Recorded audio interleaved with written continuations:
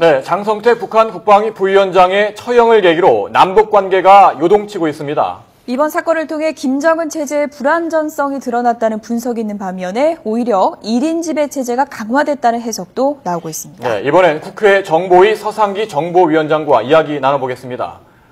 네, 위원장님 안녕하세요. 네, 안녕하십니까. 네, 먼저 오늘 장성택 처형 사실을 어떻게 아셨고 국정원으로부터 어떻게 보고를 받으셨는지요? 예, 제가 알게 된 시간은 아침 6시 뉴스를 보고 알았습니다. 네. 제가 평소에 6시 반쯤 출근하기 때문에 출근 예. 준비하다가 알았고요. 그 듣는 즉시 바로 국정원에 연락을 해서 상황이 어떻게 됐는지 보고를 좀 해달라고 부탁을 했고, 예. 국정원의 여러 간부를 통해서 필요한 보고를 받았습니다. 예. 네, 북한 매체를 보면 이제 장성택 죄목이 굉장히 구체적으로 이제 보도가 됐는데요. 국정원에서는 장성택 처형의 원인 어떻게 설명했습니까? 예, 그 원인 하나하나 설명한 것은 없고요. 북한의 그 보도 자료를 저한테 보내줬는데 제가 판단하기로는 그렇습니다. 늘 그렇지만은 제2인자가 처단될 때는 예. 여러 가지 제목이 있습니다만은 가장 큰 제목은 그야말로 통치 체제를 공고히 하기 위해서 하는 거기 때문에 그 제목 하나하나에 우리가 크게 신경 쓸 건 없다고 생각합니다. 예. 예를 들면은 건성으로 박수를 쳤느니 어쩌니 하는 이런 것도 예. 사실은 그런 데 대해서 우리가 크게 비중 두고 생각할 사안은 아니라고 생각합니다. 네. 그런데 말이죠. 조선중앙통신 보도 내용을 토대로 보면 장성택의 처형 이유를 크게 세 가지로 나눠볼 수 있습니다. 각종 비리와 불경죄 또 쿠데타 모의 세 가지 정도인데요. 각종 비리와 관련해서 국정원에서는 어떤 보고를 했습니까? 방금 말씀드린 대로 국정원에서는 북한의 보도 자료만 보내줬고, 예. 그 하나하나에 대한 논평은 할 시간도 없었고, 예. 또 그런 논평이 필요가 없다고 생각합니다, 저는. 네. 이제 통치체제 공고하기 위한 목적이고 구체적으로 쭉 나열한 제목 하나하나에는 이제 큰 의미를 부여할 건 아닌 것 같다. 이제 이렇게 말씀해 주셨는데 그래도 그렇습니다. 이 예. 부분은 좀 중요하게 봐야 될 것 같습니다. 쿠데타 시나리오 그 부분을 적나라하게 이제 드러냈는데요. 이 부분에 대해서는 국정원에서 어떻게 보고를 했습니까?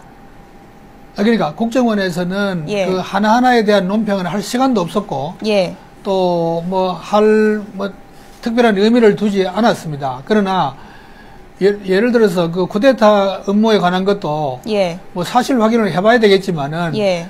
흔히 제2인자를 제거할 때는 그런 죄목을 뒤집어 씌우는 게 우리가 너무나 많이 봐왔기 때문에 네.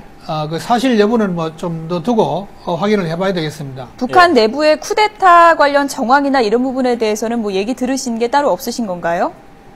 예, 그런 건 없고요. 예. 쿠데타 자체, 그러니까 그게 얼마나 임박했느냐 하는 이런 문제가 있겠습니다만은 어쨌든 간에 제2인자의 힘이 커지면은 예. 당연히 누구든지 제1인자는 쿠데타에 대한 어떤 위협이라든지 이런 불안감을 느낄 수밖에 없는 거죠.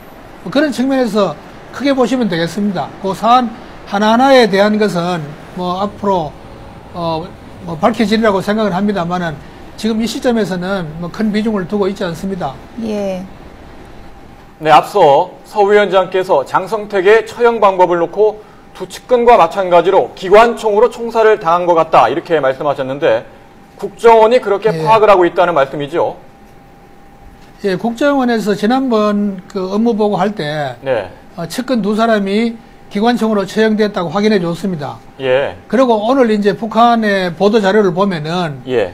여러 가지 이제 비난과 욕설을 하면서 이 땅에 누울 자리가 없는 놈이다 이런 식으로 표현했어요. 예. 그걸 보면은 누울 자리가 없다는 것은 결국은 이 측근들하고 같은 방법으로 같은 운명의 길을 걷지 않았나 이렇게 추정이 될 뿐입니다. 예. 네.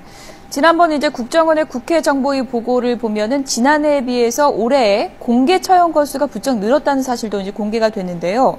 이렇게 공개 처형이 늘어나는 이유는 어떻게 봐야 될까요? 여러 가지 내부적인 이유가 있겠습니다만은 크게 보면은 뭔가 체제가 불안하다 혹은 불안하게 느낀다. 뭐 이런 이유가 아니겠습니까?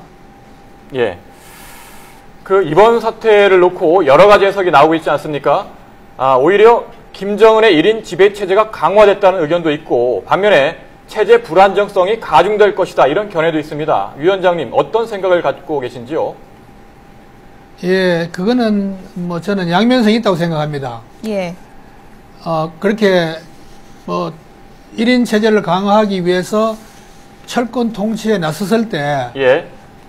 뭐 그것을 통해서 체제가 안정될 수도 있고, 예.